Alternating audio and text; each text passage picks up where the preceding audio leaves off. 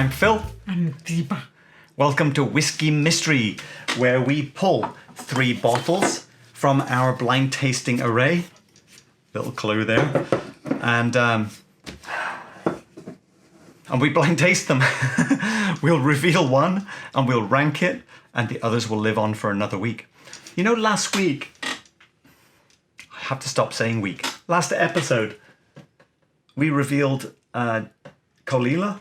We only put that into blind tasting 2 episodes ago. So somehow it got picked out. Anyway, because that leaves us with an empty bottle, it means it's time for whiskey roulette. There's about 120 bottles now that could potentially be going in. Let's see what we're going to get. Big spin. Oh, it is quite a small one. It is just in Balekin. Forward it.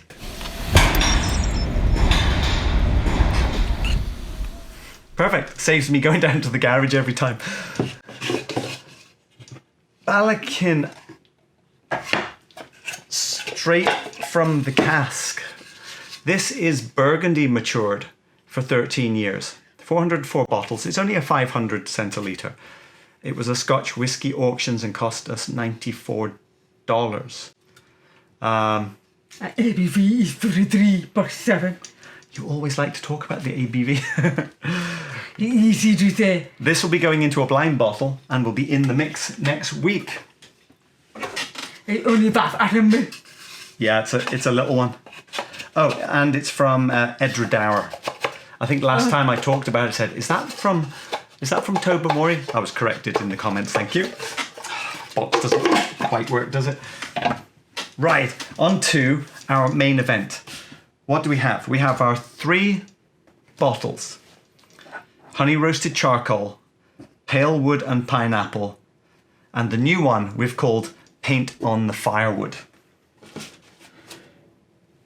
Let's start with... We're going to have to start with pale wood and pineapple because there's a little bit of peat on this. Peat. Unpeated, little bit of peat, lots of peat. Pale wood and pineapple. This has been one of my exciting whiskies for the last few episodes. Actually, quite a few. You should just go straight for the sip. We haven't got time anymore.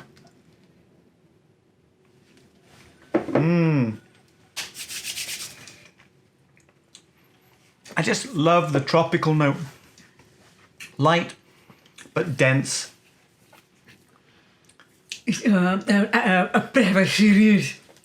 It's cereal. Nice heat. It just makes me excited, that one.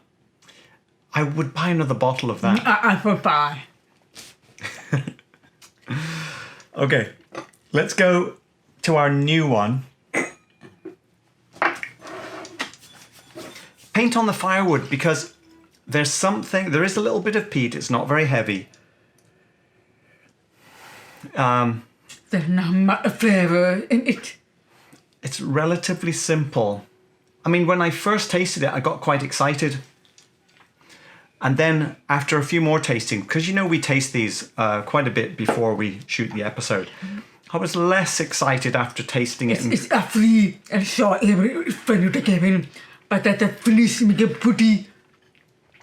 But it's really just nice.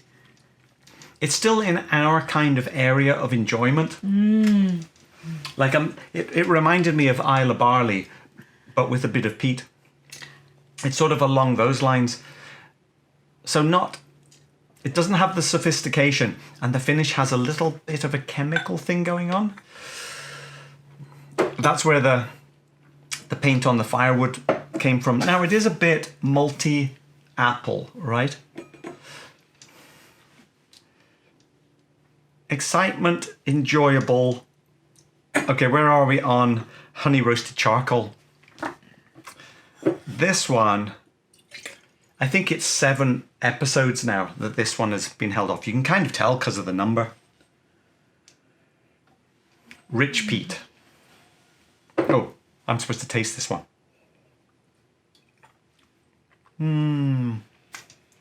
Wow, honey. Presumably sherry. It's quite thick. Yeah. Extra. It's richer and deeper. It's held up consistently week after week. It's always been good. And got your news. Finish. I have to say, when you nose it, I really get roasted peanuts on the finish now. I need duck. Well, we can talk more about the one that we're going to reveal. And I'm still on Palewood and Pineapple. This is a very close second. And this is good. Again, I enjoy all of these. The main reason we are going to reveal honey roasted charcoal is because that's all we have left. It's basically a champion of sorts. I need to say that. So, what do we do next? I think let's talk a little bit more detailed about it, right? This is the last time we're going to talk about it. Honey roasted charcoal has been, from the very first impression, it was a good one. Sherry and peat. Sherry, peat, roasted mushrooms. Yeah, roasted mushrooms and peanuts. Now there's a little bit of the burnt plasticine. Not at the level I would get from Lafroig though, I don't think. The noni wrap with marshmallows. Did you taste it? Because you've missed your chance. Very big in empty glass. Beautiful. It's not that strong. But it's not soft either. It's like, I'm thinking it's below 50, 46 to 50 in that range. And it's not metallic or asparagus. It's more farmy. Yeah, there's a sweet. It's sweet and dense and powerful though, isn't it? And there's a nice pepper build-up, but not an alcohol pepperiness. Oh, I keep forgetting we have to save it in case it's the last bit. Yeah, sugared ash on the finish and roasted peanut. It also doesn't seem that old. I don't think it's like an Ardmore. Oh, it's beautiful, but you breathe in. It's really very nice. Let's compare, because we've been rating this pretty high, and I haven't had the Ardmore, which is right up at the top. I haven't had this for quite a few months now. And I just wonder, on first impression, am I going to put it better or worse than?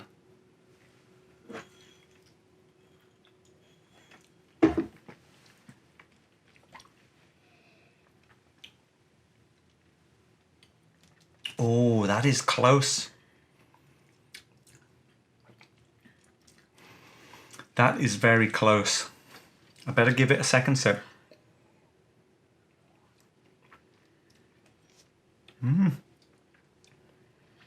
They are very different with them. That's why it's tough. It's different character. This is elegant, mellow. That is aggressive. Now this is 49.7%. I wouldn't say it tasted overly stronger. I think I'm still giving it to the Ardmore. I like the honey that's going on in the Ardmore. Our second position, Cavalan Bourbon. Give more time to this. 55%. Oh, that smells nice.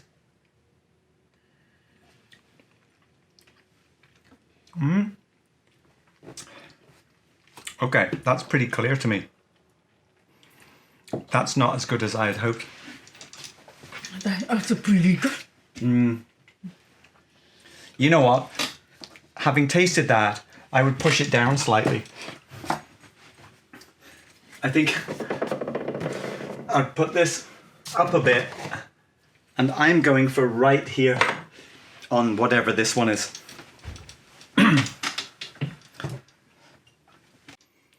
We have chosen our bottles with great expertise. And it's time for the reveal of bottle number 45, which has been such a champion for weeks. ABV 54. It's a no-age statement, though, at 54. It cost 100 and... No, hang on. 63 or 163? I can't tell if it's 163 or 63. Oh, no, 63. It only needed to score an 87. And we've been pushing it up all that time. Oh, wow. It is an Isla. Wow. Oh, I don't believe it. That is Ardbeg Uigeadail. I thought it was the first spelling for, but I'm not sure. But you thought it was. Ardbeg Uigeadail. Send it down.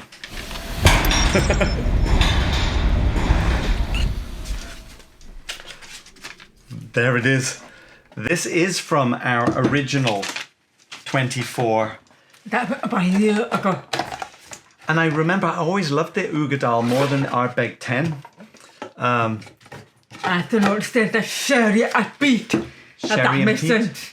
Sherry and peat, and it's $63. So, I mean, is it worth it? Yes. Yes. I mean, would you buy another bottle? Yes. And we have to buy another bottle because this one is empty, and really that is all we have left. Oh, let's get these out the way. Forgot. We still go tomorrow at 5. You know what?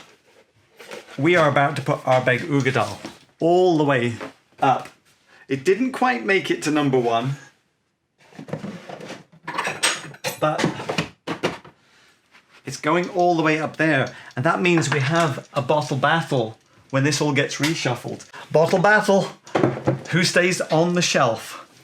McKenna or Lismore?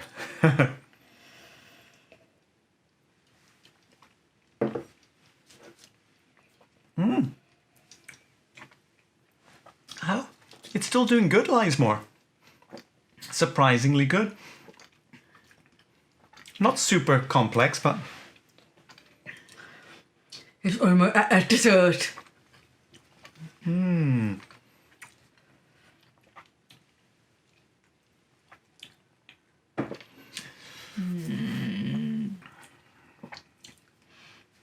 I had both at the front.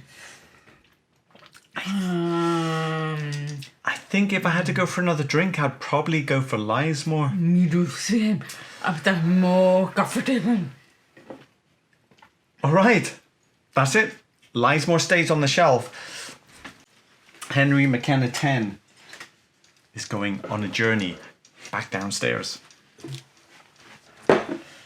We need a new bottle and trying to pick something which we haven't had for a few episodes. Okay.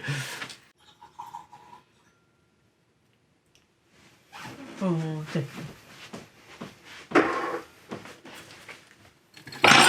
Oh, smashing things here.